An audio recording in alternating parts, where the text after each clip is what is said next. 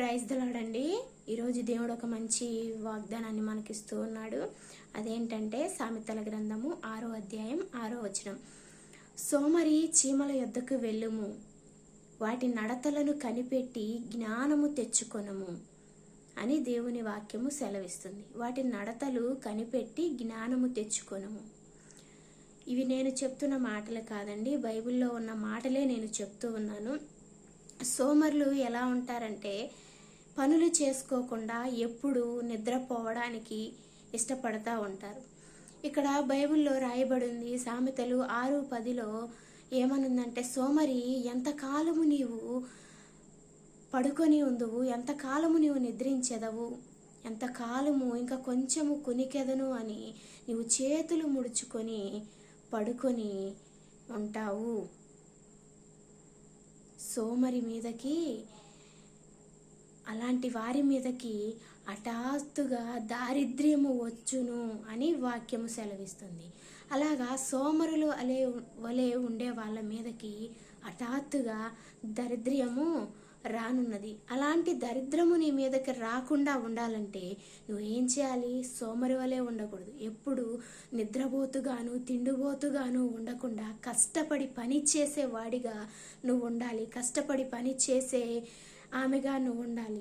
కొంతమంది ఉంటారు పని చేసుకోకుండా పని పక్కన పెట్టేసి ముచ్చట్లు చేస్తూ ఉంటారు, ఫోన్లు చూస్తూ ఉంటారు, ఏంటేంటో పిచ్చి పనులన్నీ చేస్తూ ఉంటారు, కానీ పని మాత్రము చేయరు.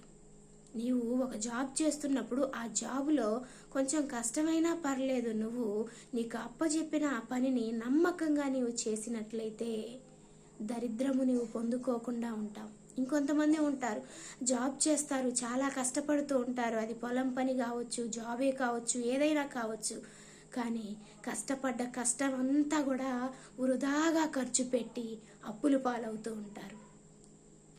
సోమరులు అంటే అచ్చము పని చేయకుండా ఉండే వాళ్ళే కాదండి, అనవసరమైన ఖర్చులు చేసి రూపాయి కూడా దాచిపెట్టుకోకుండా అప్పులు పాలవుతారు చూడు, వాళ్ళు కూడా సోమరులే. నీవు కష్టపడుతున్నావు కానీ ఫలితం ఏముంది? నీవు అనవసరమైన ఖర్చు ఎందుకు పెడుతున్నావు? నీకు బట్టలు ఉన్నాయి, అనవసరంగా నువ్వు ఎందుకు బట్టలు కొంటున్నావు? చెప్పులున్నాయి, ఎందుకు చెప్పులు కొంటున్నావు?